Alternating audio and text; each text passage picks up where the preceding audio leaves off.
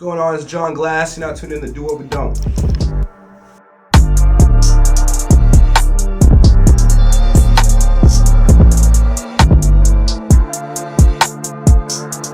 What's going on, producer world? We're back. Episode 3. I'm K. Sully. We got KZ in the building. KZ in the building. And we're here with a very special guest. He's produced for J Cole Bia, Token. He's a BMA Producer of the Year. Damn. Jon Glass. Jon Glass. Thank you for having me. Of course, man. I'm happy you're here. Well, Work. So how was the BMAs? oh, it was awesome. It was You great. went? You went to it? Absolutely. Last year, I That's didn't get a Boston chance to Music go. Awards for anyone that's not hit. It's a staple here in Massachusetts. Mm-hmm. But it was dope. It was dope. We were lucky to go a few years back when it was at House of Blues. And this year they did it Big Night Live in the Garden. So that was like a whole different atmosphere, like, you know, doing something like that in the Garden. Yeah. Hell It was yeah. like really freaking cool. So Yeah, it's official. absolutely, it felt great. Like the place was dope. Like the sound I thought was really good. You know, I usually wear earplugs out a lot, and so I feel like the sound, like, you didn't even need to do that. So that's always a good thing, especially for the engineers and stuff like that. You So can't damage those ears. So. but it was awesome. It was, you know, a lot of love in the building. Everyone there supporting one another, and just the dope music scene that we have here in Massachusetts. So beautiful. What did you think? I wasn't able to go. I was here doing sessions, but what did you think of the live band with? I know there was an artist there, Key, and she makes, you know, rap music. What did you think of that with the live band mixed with the rap? They're great. Megazoid, they've been back in the BMAs for years now. They're incredibly talented musicians, and they just know what they're doing. They've done so many sets now where they've taken like hip hop music or drill music and all sorts of different styles and have like meshed it into the band sound, but also still keeping the integrity of like what that sound was originally. And it's so dope because like I feel like when you see like a new interpretation of the music, it makes you almost like appreciate it in a different way, especially live, because it's like a whole different feel when you get to see it live too. Yeah. Not for Is sure. there? Something different about live I don't see music. personally. That is like one of my goals in life to like hear my beats live, like play live. And I really only thought like that was a BET thing, because I always seen that like whenever they have the awards, it's usually played live. But seeing that was like mad refreshing. Like I felt great watching that shit. Like, and her performance was actually like outrageous. She Like, killed it. Yeah, that was crazy. Definitely one of my goals in life to honestly perform there too. That shit was amazing. So where are you from? Where'd you grow up? Grew up in Beverly, Massachusetts, North Shore, born and raised pretty much.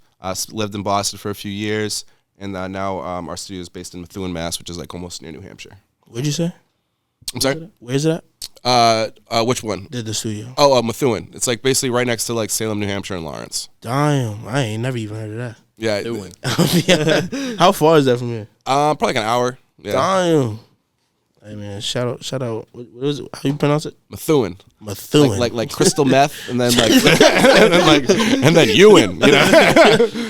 Yeah, that's actually crazy. Breakdown. That's crazy as shit, man. Yeah. Shout out to Still. How long has it been open for? Just for a year. We myself, SK, and Melks, and Andre, we opened up the studio in January, and it's been awesome. So, you know, we've been just building the foundation. We've been very grateful to have some great people that have come through and checked this out.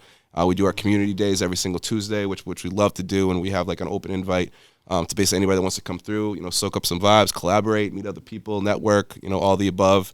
And, you know, we feel like we're just, you know, starting to build something pretty special there. So That's fire. Every Tuesday? every single Tuesday, so you got to pull up. Yeah, most definitely. Go be a part of that. You know what I'm saying? Community day. It's That's crazy. Knowhere Studios? Knowhere Studios with a K, yep. Damn. Check them out, man. Definitely doing some dope shit. So, It's yeah. actually fire as fuck. Oh, Hey man, well, It's a good time. It's a good time. okay, well, on some real shit. I want to talk a little bit more about the BMAs. I feel like there's definitely a lot of people that wasn't even on any of the lists at all. That I feel like BMAs should be called MMAs, to be honest, because it's more than Boston at this point, Mhm. and a lot of people not even from there, like that was even in the building, that even attended that, like, and I could say VB, they're from Brockton, so you know what I'm saying. I definitely feel like it's more than Boston. I'm gonna keep saying that it's more than Boston. Yeah, shout out to all the people that been working all year. You know what I'm saying? I pray for y'all. Hopefully y'all get y'all one. Y'all feel me? yeah, I just feel like that's just one main thing that had to be said. You know what I'm saying? It's more than Boston. Definitely more than Boston. But yeah, that's all I want to say on that. But if you can, do you remember the first time you ever made a beat? Yes. All right, elaborate. I was freshman in college. Got a cracked version of Fruity Loops off our school server. Yes, sir. And messed around. It was pretty terrible. But I just thought it was pretty cool that you could do that sort of thing. So I just kind of kept with it. And like I always loved music, but I never ever thought about creating it at the time. But I just found this software and just kind of fell in love with it and just kind of messing around and shit. But I was absolutely awful when we started, probably for like a good 5 years. And then I ended up getting an MPC and just fell in love with sampling and shit. And that's the history. I never used one of those before. What is it like using those, the MPC? I feel like what I love about the MPC is that, you know, we all have an internal rhythm, right? Like everyone has like a natural rhythm. And so I feel like when you're hitting stuff and you get to like play stuff out on pads and things like that, you actually get to put your rhythm and your vibe and your feel like into the music more so than sometimes like clicking or doing stuff. And not that there's anything against that, because I feel you can still get great feel like that. I feel like, but I just love the act of like playing something and like physically like getting out the emotion of it in the music. You ever play instruments? I played drums when I was younger. But I was like, it was like, you know, school drums where it's like you're on like the pad or some people are on the snare and things like that. I ended up being like the only kid in my class that could keep tempo, so they put me on bass drum. So I was literally just sitting there just doing this for a 3-hour concert. You know what I'm saying? So at that point, I'm like, I don't really like this anymore. And so I was like, I got to kind of switch it up. And so actually outrageous. Yeah, so that wasn't too fun. But Yo, Sully, you ever play any instruments in school? Not really. I took like keyboard, like piano lessons for like a couple years when I was young, but I didn't stick with it. Like I totally got out of it, and then once I got back into the beats, kind of able to put my fingers in the right place. But I'm not like trained in that shit. So yeah, I definitely was not one of them. When it came to that whole band stuff, I was actually in it. I played snare for like 2 days though. Like that was it. I was not like. It's a snare. It's only one sound. Literally, like I was cool off that. School band's not the same. I feel like as what like production that we're doing now. You know what I mean? Yeah, a little different. But I think the foundations are good to have there. You know? It's definitely. But there was most definitely a music production class in my school. Did you have? That's dope. We did not have that. Unfortunately, I always wish we did. But that's dope that y'all do that. That y'all had that. Oh yeah, let's talk a little about that whole J Cole X Bia collab. You know what I mean? Like how did that beat even come about? Like what was the process behind that? Well, shout out to the homie Aziz, unbelievable producer, wicked good person too. So shout out to him. Him and I have been collaborating since about 2020. During quarantine, we started. Actually, I was sending him beats for him to rap on at the time.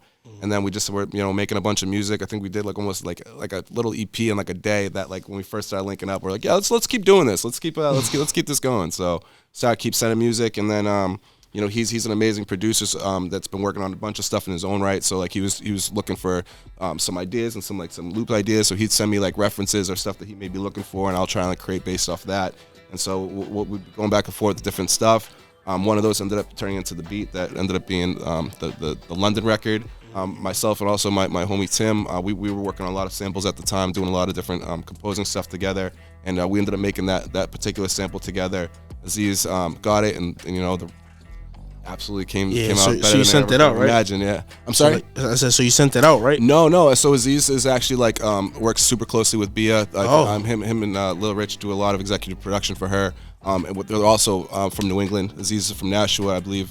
Rich is from Lowell. Shout out. So shout big New England vibes all around. Bia from Medford. So it was dope. You know what I mean? Like she from Medford? It's like a full circle moment. Absolutely. That's so cool. Tim's from Reading. Like it was a big New England vibes. You know what I'm saying? And like that's amazing. And the love when that shit came out was better than anything I felt. And like just seeing how so many people from so many different areas were supportive and just getting behind it. It was incredible. So it's just like for all that just happened is just nuts still to this day. Like it still doesn't feel real, you know what I mean? Especially like, we all work so hard at our craft for so long and dream of moments like that. So when it happens, it's almost like you got to pinch yourself a few times just to make sure it's real type shit. So where were you? Like what was the moment like when you found out that loop got placed on a record like that? Well, like sometimes like Aziz is awesome with communication shit. So as soon as he made the beat, he sent it back. I'm like, yo, that shit's bananas. And then like a day later, like not even, I don't think, like sent back like a reference with Bia's vocals, and we were just like, what the fuck, you know what I mean? And like at that time, that was my first time working with them on that. Like and so like at the time it was just a Bia record, it's a solo record. She ended up posting like a clip on Instagram, and like people make records all the time. You don't know if they're ever gonna see the light of day. You know what I mean? So we didn't know what was gonna happen, but she posted on Instagram, so we're like, all right, maybe it might actually happen. You know, it might actually come out. And still, it was just her on the song, and like they were kind of toying with ideas of features and stuff, and then eventually they landed on what they landed on, which is very beautiful moment. So yeah, when we found out, that was crazy. Aziz hit me up and let me know, and just bananas. It's extremely fire. What the?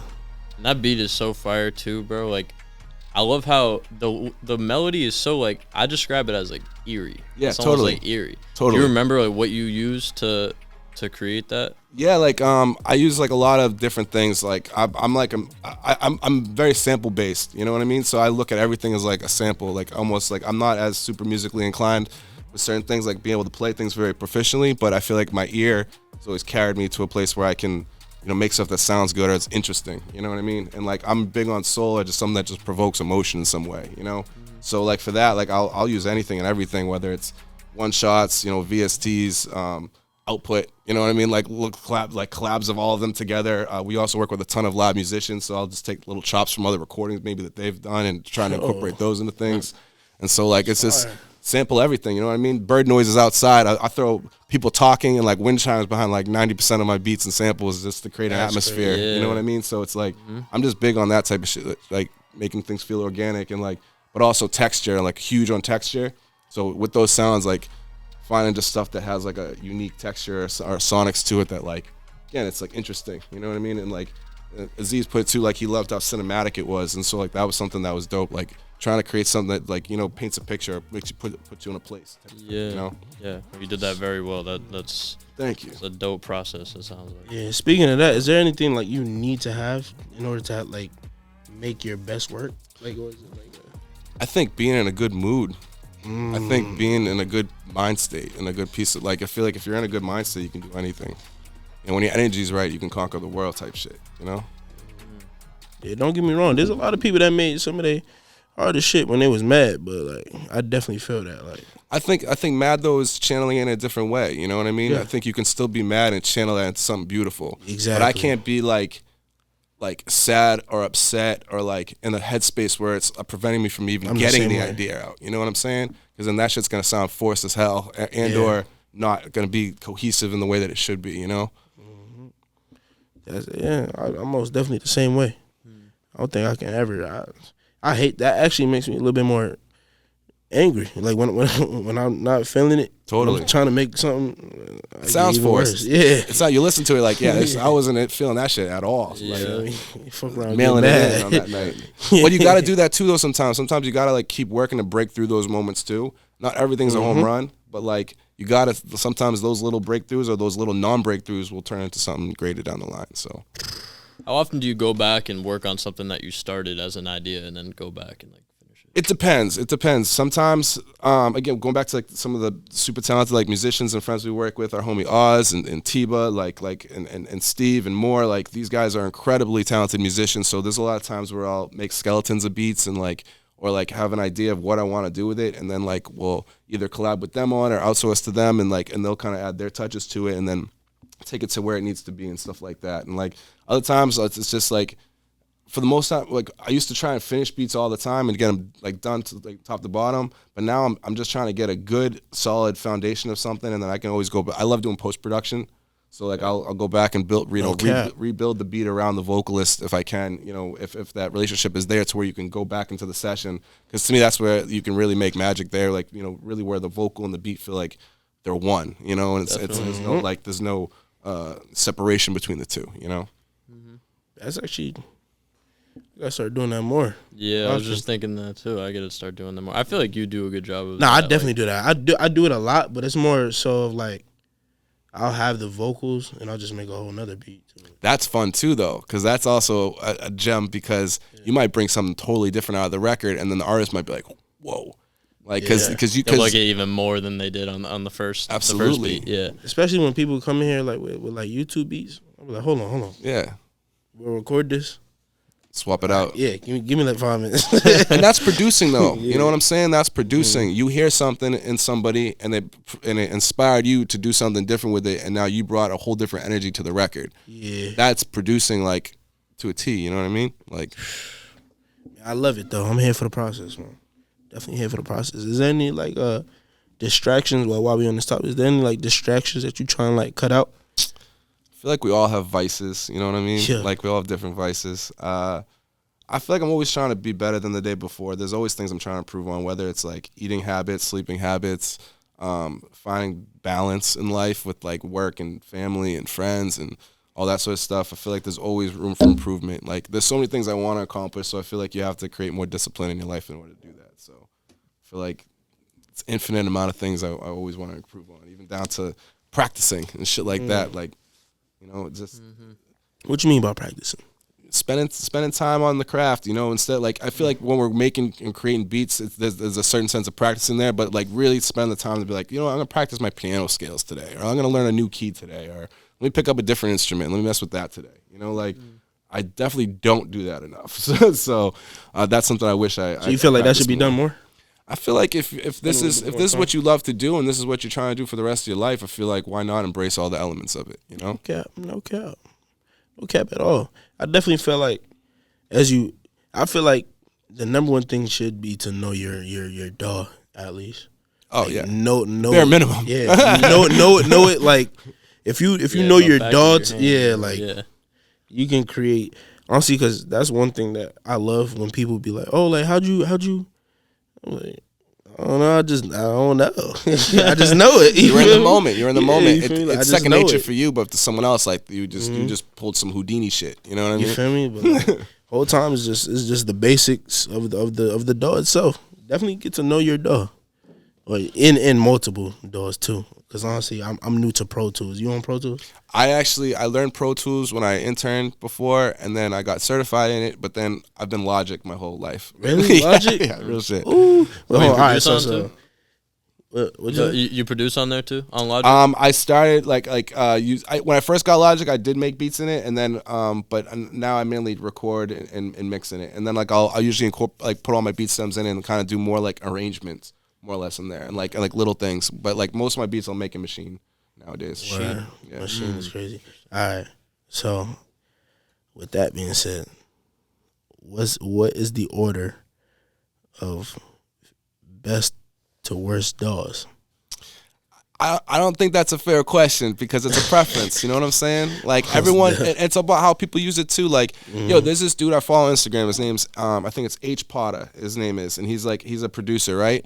This dude will make beats out of anything, like calculators, these random like old pieces of like equipment that they use for like Atari, and like he had this one thing that I saw him use. It was like looked like a sidekick. Like he'll literally anything you can imagine, he'll make a beat out of it, and it's amazing, and it's so dope, and it's got its own vibe and its own sound. So I'm like, you know what? Have you heard the Koala app? I think I saw one of you guys' interviews before, and I saw y'all talking about it, and like that shit's on your phone.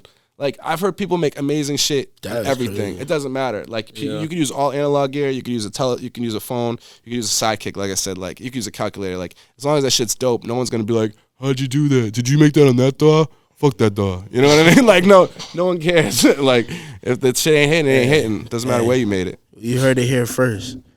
My man just put an end to the DAW war. I don't give a shit about the DAW wars personally. Jon Glass ended the DAW war. Jon Glass ended the DAW war. He doesn't need a DAW. He needs a calculator now. Going back, we're taking it back. Yeah. That's actually amazing, though. I'm saying that you're the first person that actually answered that like that. From all my life of living, I've never heard no answer like that. For real. But all right. So this says right here that you worked on Toy Story. Yes, that is. I did not know that. Yeah. At all whatsoever. It's just the record with the record with Token, right? Not the movie. Yeah. Oh, my fault. My fault. Although the video is dope, it is based off of Toy Story. All that is dope. I've known Token C was 13 years old, so like him and I, our relationship go way back, and so he's someone that we've done tons of work together over the years, toured the world together. So much love to him. Oh my God. Damn, I didn't even, man. Honestly, I'm kind of late to Token. Like, I found out about him. I definitely heard about him when I was in middle school for some reason. And, like, around, like, 2 years ago, 2018, my fault, 2018, I definitely heard of him. Like, that's when I, like, got put on that he was from here. Yeah. Because I didn't know who he was and, like, why people was talking about him. I found that he was from here. But, yeah, that's actually kind of amazing. Like, so, like, what was it working on that right there? Toy Story is dope. Like, I made that beat during quarantine. I think I sent it to him literally that night. But, like, sometimes, again, you know how it goes. Like, you got to be in the right mood sometimes to hear the right beats. And, like, if you're looking for something specific, if you're hearing everything but that, you're not going to want to use that. You know what I mean? So I sent that back in 2020, but then he was looking for a specific sound recently. And I'm like, all right, you never used this, but let's try it again. You know what I mean? Sent it back. Of course, like, I knew it was one of those ones, you know, when you hear something, you know it's supposed to be for certain people. That was one of those where it's like I knew that it was supposed to be for him, and so I kind of held it in the tuck for a while, waiting for that moment again, and resent it and made the record. That's actually crazy. Is he signed at all? Is he independent? I believe he was on Atlantic for a while. I don't want to speak to his business and stuff right currently and anything. But I know he you know, he was part of E1 Atlantic and has done a lot of great things independently, part of labels and all the above. So. Yeah, because I was basically segueing that because like you work with a lot of people, so I can only imagine like how it is like trying to get in contact with like labels and things of that nature for like payments and stuff like that. Yeah, that's fun. We all love that part, right? Yeah, just like how do you like tackle that situation? I'm patience, and also I think just, you know, at the end of the day, I feel like I think I saw a Nipsey Hussle interview recently, or like an old clip. It was like, you know, I just want what I'm owed, not a dollar more, not a dollar less. I think that's always been like my mentality is like, I'm not trying to ever take advantage of anybody. I never ever want to, you know, be shysty or anything like that. I wasn't raised that way. I always was raised to treat people with respect and how I'd want to be treated when it came to certain situations. And so I always try and take that mentality with like everything I do. And when it comes to business and stuff like that, it's not always easy when it's, you know, you're getting friction with certain things when it comes down to some, like you said, some of the label things at certain points. But it's about being patient and just finding ways to navigate through that, and having a good team that can potentially help with some of those things never hurts either. So that is amazing. I ain't gonna lie, Jon Glass got the best answers. I ain't gonna lie, he has the best answers I ever heard. Like, that is crazy. You thought about these? Nah, man, I've been doing this for a bit. You know what I mean? It's 18 years since I made my first beat, so I feel like I've been very blessed, you know, to experience a lot of, you know, good and bad things, and that has helped me, you know, create this outlook that I have now when it goes to creating. And I think you might be the most experienced producer that I've been able to sit down with and Yeah. actually talk to. So what was that actually? Thinking about that, like, what was it like?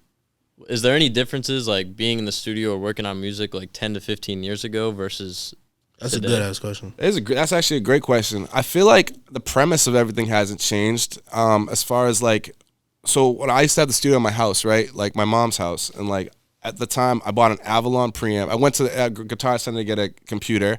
I bought an Avalon. I walked out with an Avalon preamp, and I'm like, you know what? If I'm gonna do this, I'm going all in, and I'm gonna be the only motherfucker with an Avalon preamp in his mother's like house, like recording people. So I was like, we had a group, we had like our crew and shit, and we would come by, people would come by after work and stuff. I was working at a restaurant.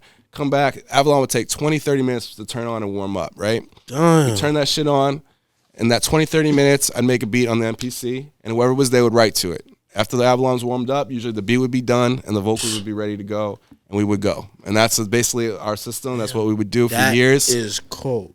And that was it. And then we just create all night, and then like that's all it was. It was like we would just stay up till the sun came up. We'd be driving, you know, token and calling back the, you know, as the sun's getting bigger world at 5 a.m. as they're opening and shit before they're going to school sometimes, and like.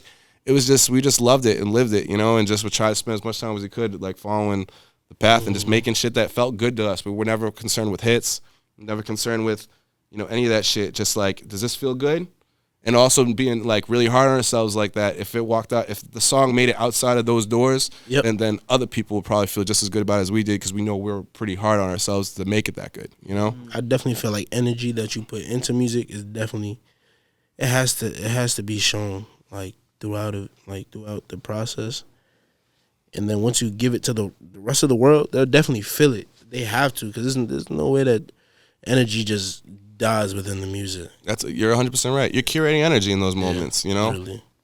That is amazing. So, like, what do you feel like it's like now? Like, do you think it's the same shit? I've tried not to really veer off of that. I feel like, you know, people come in the studio, we're like, what's the vibes today? How you feeling? What you feel like today, you know? And we just love music. I tell people every day, I'm a fan first. I try and show love to everybody that I think is dope, and just try and spread a positive message to people, because I know what it's like to be alone in a room sometimes, like, and questioning your whole life. You know what I mean? So when you put your art out there and it's vulnerable, it's dope to feel like that someone resonates with somebody. So, like, when it comes to, like, making music now, it's like I literally am, like, you know, when someone walks in the room, what's the vibes today? It could be trap, it could be boom bap, it could be soul, it could be house, it could be afro, it could be getting into piano music. Like, there's so many different things out there. So it's just like, why not just embrace it? You know what I mean? And I feel like we all love music. Why not just, like, spend that time soaking up different shit, so when people come in, you can give them whatever they're looking for, but also put your twist on it, you know?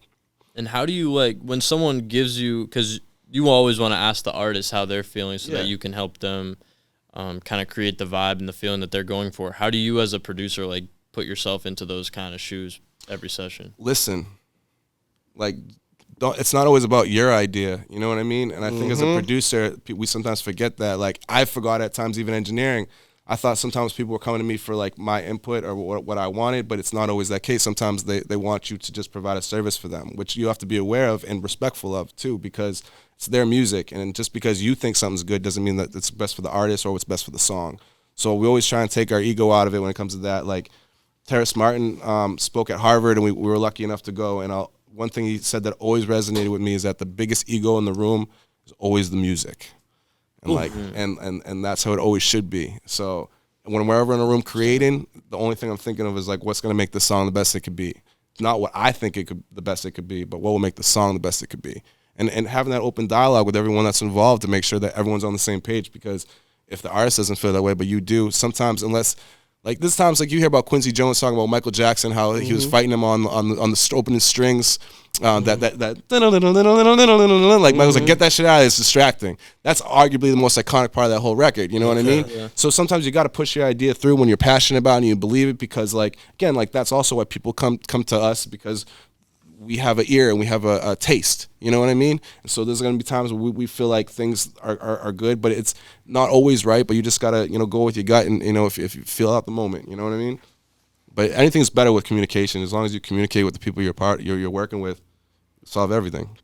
Yeah, that's a great point. Definitely listening and communicating ideas could definitely go a very long way, especially with something like music, because it is just an expression of your feelings and your emotions, I guess, at the end of the day. So I say all the time, people were like, even on, like, recording takes, I'm like, there's nothing wrong with this take, it's a preference. Like, I'll say it all the time, like, it's not necessarily, like, you know, right or wrong. It's just, is this what you were going for in that moment, or could you attack this with a different inflection, or, like, say this line a little differently? It's a preference at the end of the day. You know what I mean? It's literally, there's nothing anyone else could say that's right or wrong about that. So sometimes it just comes down to taste, you know?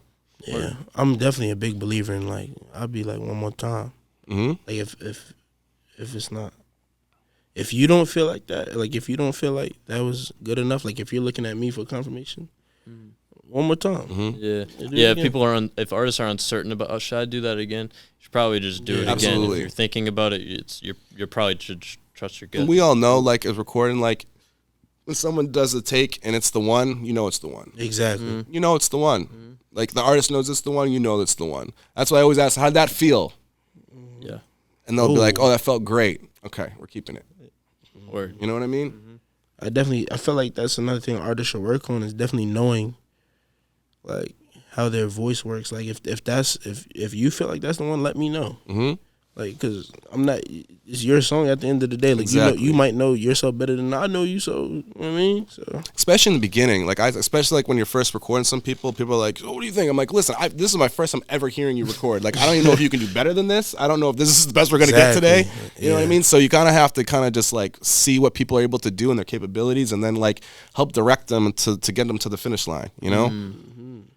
What are some things you do with, not necessarily artists you're working with for the first time, But that, or even just artists that are like stepping into the studio for the first time, what are some things that you do to help them? I think like we talked about it earlier too, like a little bit, just like number one, making a comfortable environment is super important. Like, so they walk in and they feel comfortable, like they feel like they're in a safe space, they can create openly and they're not worried about outside stress. The world is a messy place, so it's like leave all that shit at the door, and when you're here, you know, the only thing you have to focus on is just how can you create something special within these walls, you know? Right. So I think that's the first most important thing to me is like the environment.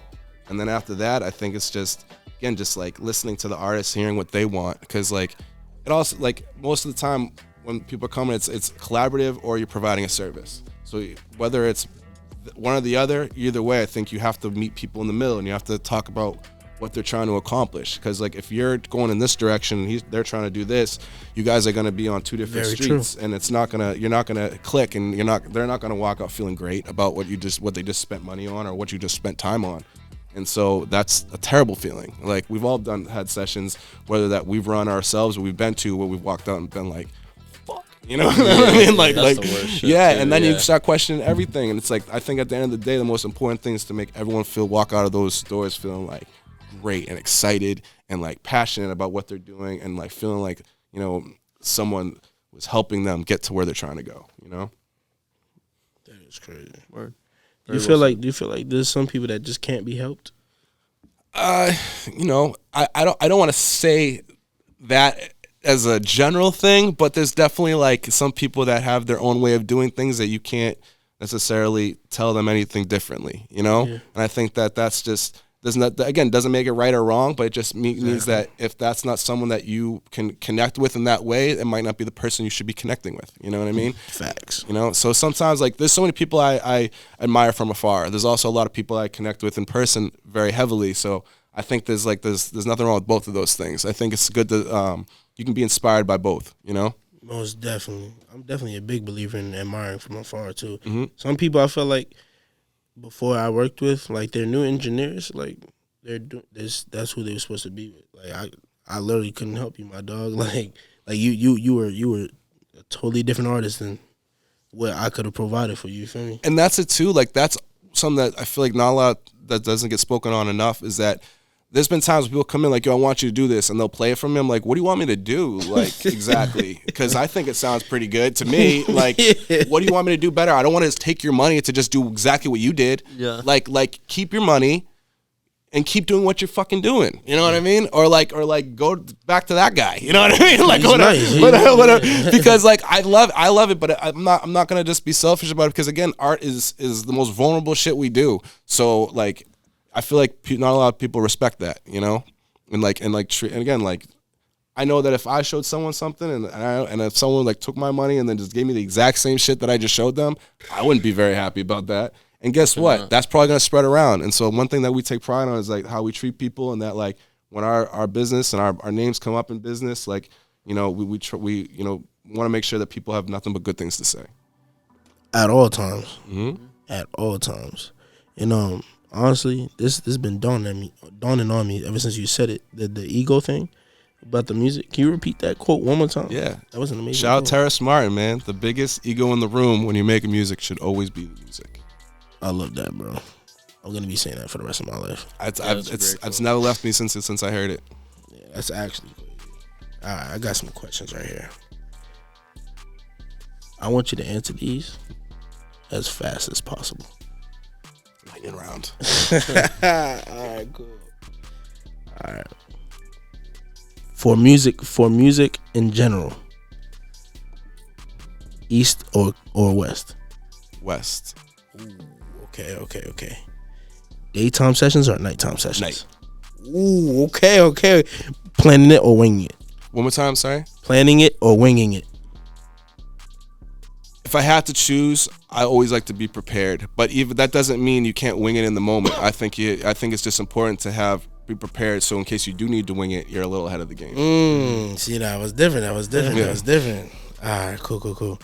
House cook-ups or studio cook-ups? Anywhere. Yo, my partner Melks has cooked up in a trunk of a car before, no bullshit. Huh? I swear to God on my life. Yo, how big was the trunk? Yo, all right, so during COVID, right? I was like mad, like on the end of the spectrum of like super careful, like gloves, mask. Like I had a partition in my old studio. I had air purifiers on either side. I didn't have people come into the studio for like 6 months into COVID because I was like, nope, like it's like shit like that. So for a while we were cooking up outside because I used to have a garage space. So we go outside and we would literally just cook up there. We set up the speakers and just have everything going out there, and we'd all be cooking at our cars 6 feet apart from each other. You know what I mean? Like all like parked away from each other. This dude was literally sitting in his trunk with his machine, and he's one of my favorite producers. If not my favorite producer. This dude is just no quit. No excuses. Doesn't matter where he is. That dude's gonna make something happen everywhere. He could be in the middle of a concert, and you might see him on the stairs somewhere making a beat. I swear to God, this man is an that animal. is dedication. He's an alien, and he inspires me every day. So shout out to Melks. What type It's like Jack Mack, bro. I feel like Jack Mack is like that. Shout out Jack Mack. Yeah, shout out Jack Mack. He I witnessed him cook up Anywhere inspiration strikes. You know what I mean? Yeah. I wish I could be like that. I gotta start doing that more. Honestly, y'all better start inspiring me. My posture would be like, I'd be fucked. You know what I'm saying?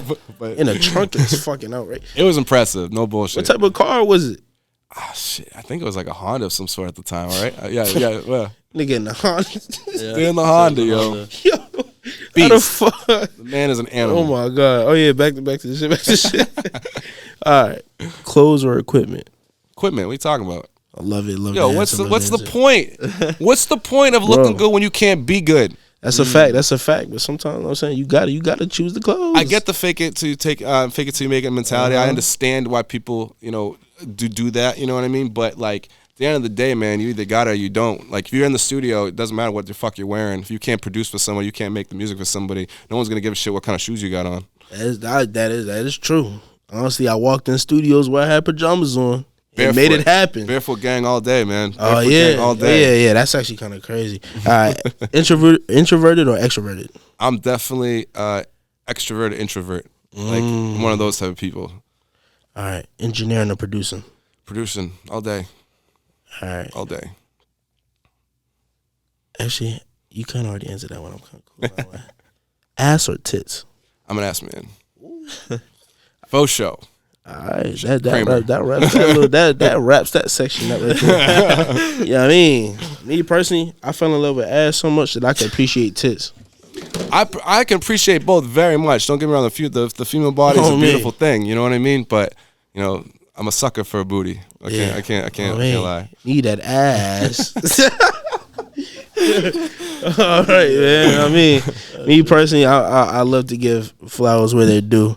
So, shout out you for being who you are and bringing in certain types of music and amazing work that you bring. Travel. You travel a lot? Okay. I've seen the world off of music, which is I'm very grateful. Yeah, we've toured the world, which is like still some of the best experiences I've ever had in my life. What do you mean the world? Like where did you go?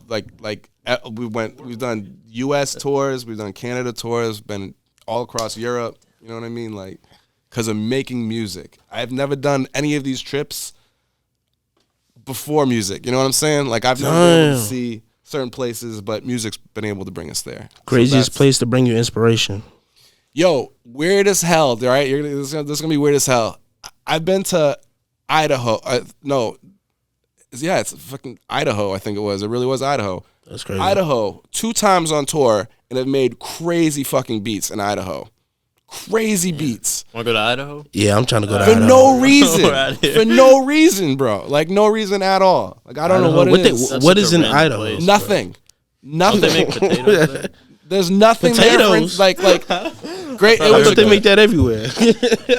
It was cool, man. Like, I don't even know how to explain it, but freaking Idaho, man. There's something about it. Just help with the creative vibes a lot. Oh, my God. Oh, my God. Crazy beats in Idaho. Shout out Boise. Yeah, shout out down. Yeah. Shout out Idaho. What cities is in Idaho?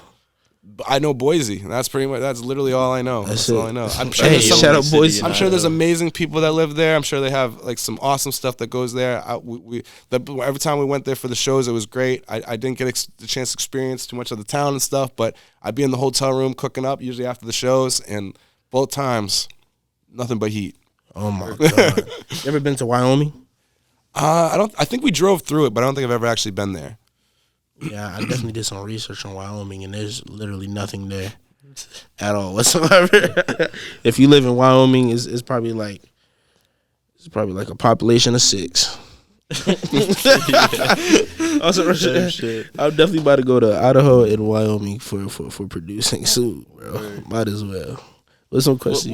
Why do you like traveling for music, or what's beneficial? So many things. Like I could name so many right now. Like first off, I used to I was lucky enough to DJ and like tour DJ. So during sound check, I used to play the beats I'd work on during sound check, and used to hear them live in the big room with the big speakers. That itself is crazy because you get to kind of like get an idea of what you're working on, how things are going to sound in those type of places. That's like a gift right there. Oh yeah. 2, I'm DJing and I'm playing the music that I've been lucky to be a part of and help create, and I get to see the fans' reactions to it. So that's like crazy in itself to see different languages, all sorts of different people from all sorts of different places of the world responding to the music that you're making and seeing how whether they're crying or jumping or screaming or whatever it is, but how it's reacting to them. And then from music side, being able to actually even see what tempos are making people do certain things at. What's going to, this tempo is going to make someone go jump up and down, but this tempo is going to make someone go side to side. This tempo is going to make someone bop in a certain way, but this tempo is going to make someone do this. Seeing music from that perspective changed my life because I've never seen something like that from that way. You have a favorite BPM? Now I've been loving 160 a lot for a little while now. I've also when we do like some like the more like call it like tux music, like tuxedo, like Jake One and Meyer Hawthorne, and like get into like house and like some of the Afro stuff. I've been really into like the low 100s a lot lately too, which has been really fun. Do you have a favorite BPM? Shit. Or range, I should say? Yeah, usually like 144 to like that's a good one. Anywhere in like the mid 150s. I feel like I usually make my best beats there, but I would say too I love the like 120 area or like 100 to 120. It's so different. Like you're not gonna make trap out of that. You can make it. You can do so many different things within that scope. There's a lot of different swings and grooves. That you can do within there. And like going back to even like the traveling and stuff too. Like just seeing hearing other people's music and seeing what's played in those areas. Like what are they playing on sound? Or like during when people are walking in the door. You know what I mean? What are the songs they're going to? As opposed, I know what we're probably gonna play out here, but what are they playing? And then the food, like that's something I never want to skip over. Like I'm a big food person, so eating different cultures, foods, and like experiencing different things, how people prepare certain things. I feel like I've always said like there'd be a whole lot less hate in the world if people ate each other's cuisine and like experienced dinners together. Because I feel like there's so much ignorance to people and cultures, but when you really understand the foundations of how people and family are around each other, I feel like there'll be so much more love in that room. Like I'll never forget we were in UK, I think it was in Birmingham or some place like that. And I used to leave the venues after every show and used to like to take a walk around if I could. And sometimes by myself, which in retrospect, probably not the best idea. But I would walk around like the UK and or wherever we were, trying to find something to eat. So I remember walking to this little convenience store one day, I found like this little pizza shop, and I'm ordering food, and I'm waiting for it, whatever, and it comes up, and the guy's like there, and he's like, your accent, where are you from? And I'm like, oh, I'm from the States, and he's like, oh, I'm from Iran, and I was like, oh shit, I'm like, that's dope, and he's like, we're supposed to hate each other, and I was like, they tell us that, huh? Like, and he's like, I'll never forget, he threw an extra Pepsi in the bag, he's like, tell your friends back home we're not so bad, and I'll never forget like shit like that, you know what I mean? It's just like, I feel like it's such a gift to be able to see the world and be different people and cultures, because we get fed so much bullshit that's only a fraction of what's happening, and only a certain percentage of it is actually what is really happening. A lot of it's manufactured to be and consumed a certain way to provoke fear or hate or all these other things, where I feel like if you live it and you see it firsthand, you have a whole different appreciation for people and the world and what people go through on a daily basis. And I feel like having that empathy and having those experiences with music and just being able to do that because I make music, I've never been so grateful and appreciative of those moments. Actually extremely blessed. Yeah, that's really inspiring. To even witness things like that. Yeah. For real though, like it's sometimes bigger than that. We don't realize sometimes we're there for a bigger purpose. When we're in these places, sometimes we think, oh, I'm just here to perform for X amount of minutes to make sure people walk home feeling great. But then sometimes you're there for something even better. So it's pretty crazy. It's true. Gabe, you said you had some more questions, right? However old you were when Toy Story came out. The movie? Yeah. Would you ever picture that you dropping a song would get a lot of Disney? Never in a million years, and probably never in a billion years, to be honest. I loved Toy Story growing up. Like, that was one of those ones, like, even when you outgrow it, you still kind of go back to it. You know what I mean? Because there's always, like, those core memories that you have when you're a kid, when you watch it for, like, the first time. Like Lion King was another one of those, like, in Aladdin. Like, there's certain movies that, like, they just take you back to a time and place that you had, like, these, like, moments and, like, what those, like, movies meant to you. So, like, that was a special one for me. And Pixar, I think, was that their very first Pixar movie, I think? It was. Ever. And so, like, that was just a whole nother thing. So it's just so many great memories around that movie and more. And so for that, there's been so many full circle serendipitous moments in my career. Like, I can't even, like, put into words, like, how I always feel like, I have angels. And so I'm very grateful for my family who have passed and our loved ones who have passed. I feel like they're watching over and have been helping me along my way, because I definitely feel grateful for a lot of the crazy things that have happened, good and bad. Good and bad, most definitely. Hold on, did you say What? it had a lawsuit? Ask him about it. I'm not on the. You had, yeah, that song had a lawsuit. You gotta ask Token. See? You gotta ask Token. Hold on, that's crazy. All I know is that Disney was not happy. That's all I know. But I'm sitting here, I'm like, hold on, 'cause I thought he said lawsuit. So I'm listening to what you said. I'm like, oh, that confused the shit out of me right there. Now that's actually kind of crazy that song is even like touching Disney's ears. Disney's actually pressed about that. That's amazing. That's a blessing too. Blessings come in weird ways. That's actually amazing. What's one of the more not so good or bad moments in your career that you felt like you learned from and took something from? All of them, man. Like, real shit. Like, everything bad that happens is a learning experience. And sometimes you need to have those in order to, again, appreciate other things. Like, but there's been I've lost multiple jobs. You know what I mean? Because of I'm like, oh, I'm sorry, I can't make it today. I've tried to find coverage all week. No one will do it. But I have an opportunity to go to New York tomorrow, and I'm not gonna work my shift because I'm gonna go for this music opportunity that I think is gonna be a little bit more rewarding for me and my soul than working this that's like waiter shift right now. And so, like, all right, well, best of luck to you, but don't come back. And I'm like, all right, cool. Damn. So, and like, and so that's happened multiple times. But, with all those things, like with all that shit that happens, like, I remember driving home one night, lost my job, went to New York, come back, like we used to do day trips. We used to leave to go to New York 6 a.m, go there and come back, leave at like 12, sometimes 4 a.m, get back at 9 a.m, get back at like 6 a.m, whatever it may be. Go to school, work the next day, like whoever we were with type shit. And then, like, I remember pulling in the driveway one day and, like, getting an email that, like, a song and an artist that I really messed with at the time, like, was like, yo, I got a great idea for this beat you just sent me or whatever. And so it's like, for every shitty thing that happens, like, I feel like then something else happens. Yeah, and, like, karma balances it out. Exactly. I think all that is credit to how you live your life and just, like, putting in that good energy and just having the right intentions for what you're trying to do. Definitely. You should always have that. A lot of people take that for granted, like, looking at, even myself, like, I get down on myself from those moments, but it's like you really kind of just have to look at it from a further back point of view and see what you could take from it and how you can move forward. It makes you stronger too. Like, even like for every studio too, like I've always been super nervous, with the transitions and stuff, but like you have to do it sometimes. Like, I remember when I had this studio at my mom's house, there was a point where she's like, if you really want to do this, I'm always going to be supportive of you chasing your dreams and shit, but like, you can't do it here anymore. If you really want to make a business, you can't do it out of my house. You know what I mean? You got to do it elsewhere. So I had to find a space, you know what I mean?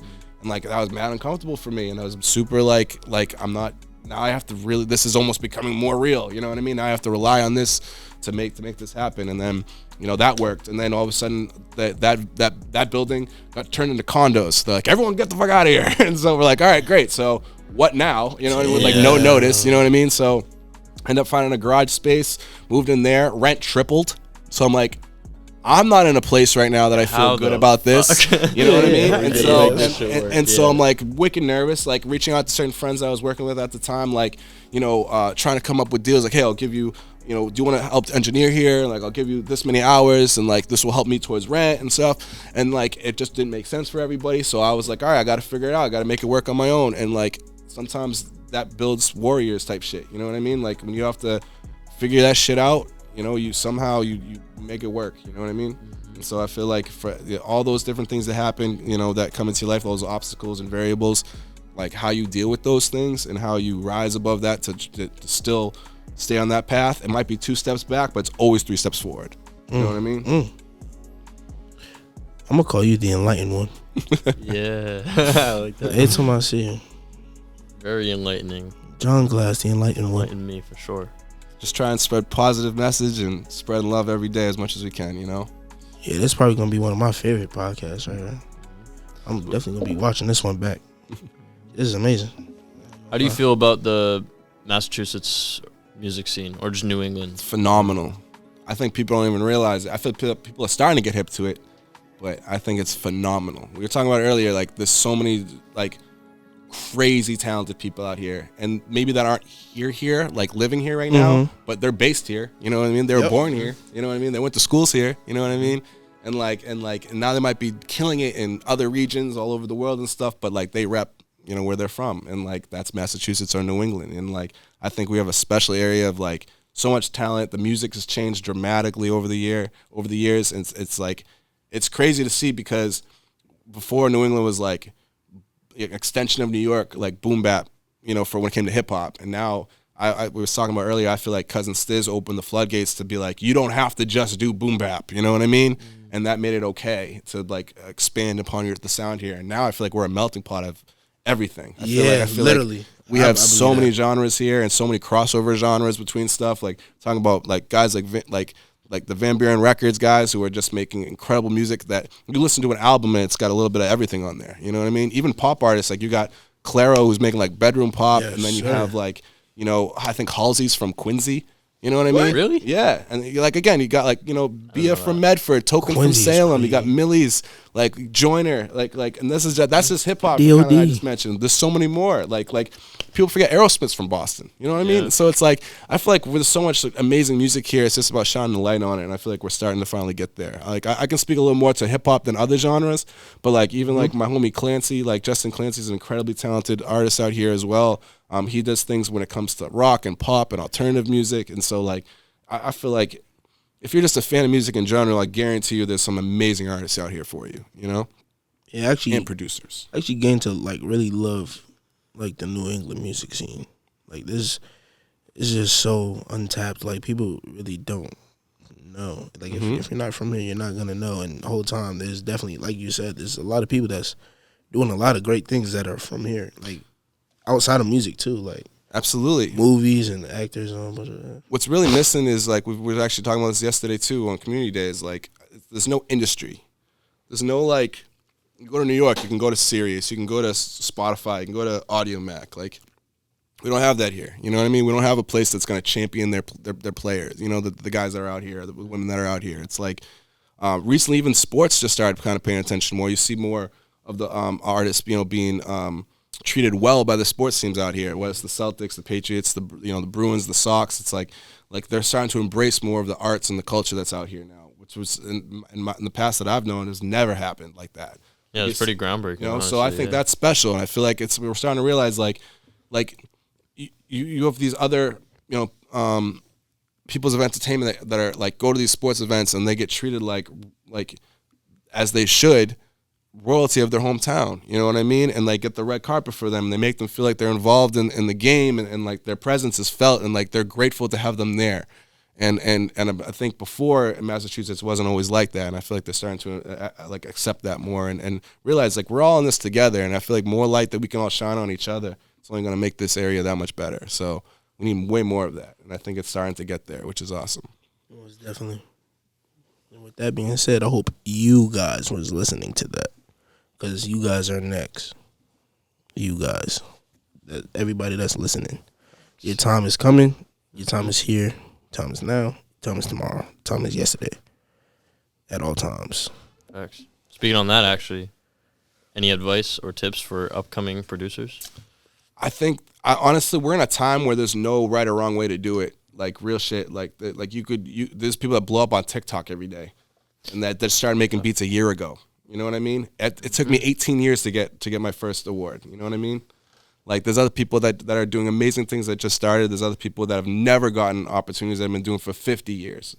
So it's like I think there's no right or wrong way. I think it's just that finding your path, and if it feels right and true to you and what you're trying to do, just go all in. Like don't hesitate, and just be prepared to deal with ups and downs, but appreciate every milestone and hold on to those, because there's times where we talk about this all the time. Like there's wins that happen that we were dreaming of when we were kids. Like even having a studio space. Like I walk in there and like when you're there every single day for 365 days, it kind of like, you know, it's like you people say like you almost get too used to it. You know what I mean? But that's a space I've dreamed of having forever from when I used to record out of my mom's house. So it's like you got to cherish every moment, every win, because like those are special, because there's moments where we dreamed and wanting to have some of the things that we're lucky to have sometimes. And so I think you gotta every journey is different, but appreciate the journey, appreciate the people you meet on the journey, the stuff that happens during it, because it's never about the destinations, about what we're doing during that shit. And just like soak it all up while you can and while you're here, because there's no doing it twice. Today's message is appreciate. Definitely appreciate. I love that. Definitely appreciate. And actually, if I could say one thing, that's one thing I always say. I think I said this in every podcast we've done so far, is that there's no right or wrong answer. So just keep doing you. Mm-hmm. So you saying that's refreshing, because I know I've been thinking about that for the past couple months. Like there's no right or wrong. It can be discouraging, especially with social media, because you might see your peers or other people, again, that you might admire from afar doing these things, and you feel like that, oh, do I need to be doing that in order to be successful? Do I need to be doing these same things because that's what that person's doing? But not everything's meant for everybody. And like, I've been quoting, doing crazy quotes all day, but like the J Cole, when he didn't get the Grammy, there was that quote he posted, I think on Twitter. I think he got it from somewhere. But it was basically like, I have faith knowing that anything that was meant for me will hit me, and anything that wasn't meant for me will miss me. And so like, even when you think you should have something, if you don't get it, it means that it wasn't meant to happen. So if you have faith in yourself and security in yourself, knowing that shit, then you know that there's something great around the corner. Facts. Everything happens for a reason. Wow. Jon Glass, the enlightened one. You have to say the whole thing every time. You can't. You can't. It's not Jon Glass. It's not the enlightened one. You have to say the whole thing. Jon Glass, the enlightened one. Every trip, every time you see him. And if you say that, that means that you watch the podcast. You have. Facts. I loved it. Appreciate you guys. This was dope. Thank you for having me. Man, thank you for coming. That was really a great podcast. I learned a lot. I hope everybody watching could take some in, because he's got 18 years. You got 18 years of experience under your belt, and not a lot of people could say that. So no. And I started at 18, so it's like I said, like, you know, making beats half my life. Yo, that's crazy as shit. I love to hear that, bro. I'm trying to get like you. I'm trying to get like you when I grow up. You feel me? Man, all right, man. DOD episode, was it 3, right? 3, episode 3. I'm saying 3rd time's a charm. The 3's up for boss time. Yeah. Yeah, 3's up for boss. You feel me? Like I said, definitely love to give you your flowers while you're here. You feel me?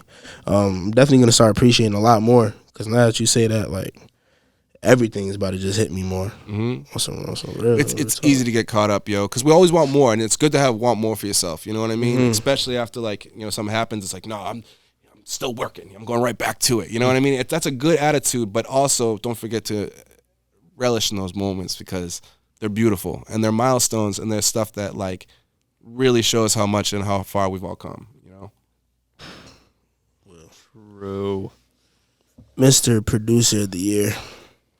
Yes, sir. Like I said, I'm gonna give you a standing ovation. I'm gonna stand up with it. You feel me? Like I'll be honest. I'll be honest. Hey, yo, thank you for coming. Thank you for coming, yo. Yeah, I love y'all. Like I said, keep God in y'all life. You know what I'm saying? Keep appreciating. You feel me? Love y'all. Hey.